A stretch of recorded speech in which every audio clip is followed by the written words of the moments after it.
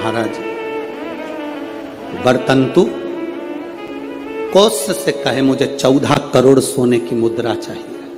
गुरु परीक्षा लेता है। गुरु परीक्षा की घड़ी में ऐसा सामने आता है कि परीक्षा लेने के लिए तत्पर।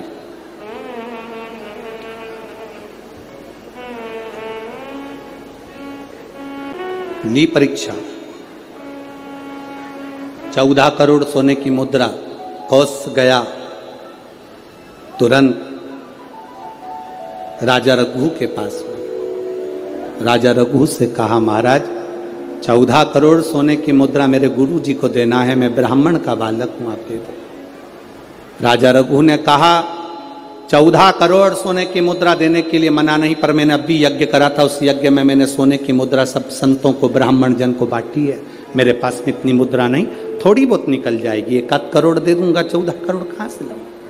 राजा रघु ने कहा पर ब्राह्मण मेरे दरवाजे से खाली ना जाए, रुकिए मैं इंद्र पर आक्रमण करता हूं। गुरु गुरु है, इंद्र पर आक्रमण करता हूं।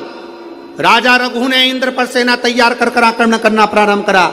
इंद्र का सिंहासन डोलने लगा। इंद्र दौड़ते दौड़ते भगवान ब्रह्मदेव के पास में गए। राजा रघु इंद्र पर आक्रमण कर रहे हैं, इंद्र लोक पर आ रहे हैं, क्या करा जाए। एक बच्चे को 14 करोड़ सोने की मुद्रा चाहिए, गुरु ने मांगी है इसलिए लेकर जा रहा है। उसको 14 करोड़ स्वर्ण मुद्रा, हाँ 14 करोड़, हाँ क्या करें।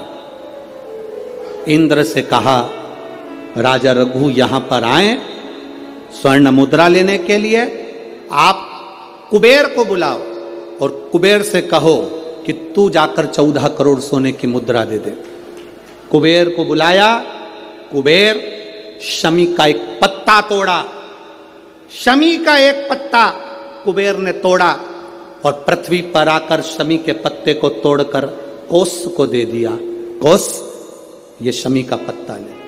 कौत्स ने कहा मुझे 14 करोड़ स्वर्ण मुद्रा चाहिए, ये पत्ते का क्या करूंगा। 14 करोड़ मुझे स्वर्ण मुद्रा चाहिए, इस पत्ते का क्या करूंगा। तब कुबेर ने जो पत्ता दिया और कौत्स से कहा कि यह बर्तन तू महर्षि को ले जाकर दे देना, वह महर्षि समझ जाएंगे इस पत्ते में क्या है। बर्तन तू महर्षि के पास में एक शमी का पत्ता ले जाकर कौत्स ने दिया। कौत्स ने जैसे ही दिया, बर्तंतु ने उस पत्ते को अपने सिर से लगा लिया और जान गया ये मेरे महादेव का शमी का पत्र है। एक पत्ते में 14 करोड़ सोने की मुद्रा का फल होता है। 14 करोड़ सोने की मुद्रा का फल एक शमी के पत्ते में होता है। तुरंत बर्तंतु महर्षि ने शंकर की आराधना कर कर शिव जी से हाथ जोड़कर प्रार्थना करी, बाबा प्रकट हो। देवादिदेव महादेव प्रकट होकर कहते हैं बर्तंतु मांगो तुम्हें क्या चाहिए। बर्तंतु कहते हैं बाबा शरदीय नवरात्रि पूर्ण होने पर जो विजयदशमी आए, उस दशमी के दिन जो एक शमी का पत्र भूलवश भी महादेव को समर्पित कर दे, उसकी जिंदगी में कभी संपदा की कमी ना आए। एक शमी का पत्र, एक शमी का पत्ता 14 करोड़ सोने की मुद्रा से प्रबल हो जाता है। एक शमी का पत्र। आज भी कई जगह पर विजयदशमी के दिन, कई स्थानों पर विजयदशमी के दिन शमी के पत्ते का लेन देन होता है। शमी के यहाँ होता है कि नहीं होता हमको स्मरण नहीं है, महाराष्ट्र में तो, पर कई जगह पर होता है। यहाँ पर भी शमी का जो पत्र होता है विजयदशमी के दिन लोग देकर उसको प्रणाम करते हैं, माता पिता को नमन करते हैं। क्यों? आप अपने बच्चे हो, आपसे पूछेंगे, आपकी औलाद आपसे पूछेगी, आपके आने वाली पीढ़ी आपसे पूछेगी, माँ ये कौन सा नाटक बनाकर रखा है तुम लोगों ने, शमी का पत्ता दे, शमी का पत्ता ले, मिलने जाओ तो शमी का पत्ता क्यों लिया दिया जाता है। बच्चे पूछेंगे, आज की पीढ़ी बहुत प्रश्न करती है, उसको उत्तर देना पड़ेगा कि एक पत्ते में 14 करोड़ स्वर्ण मुद्रा का फल होता है।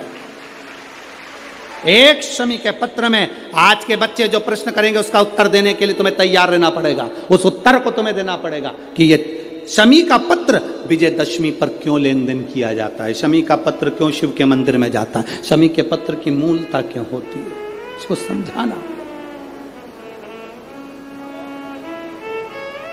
एक शमी पत्र में वो फल है।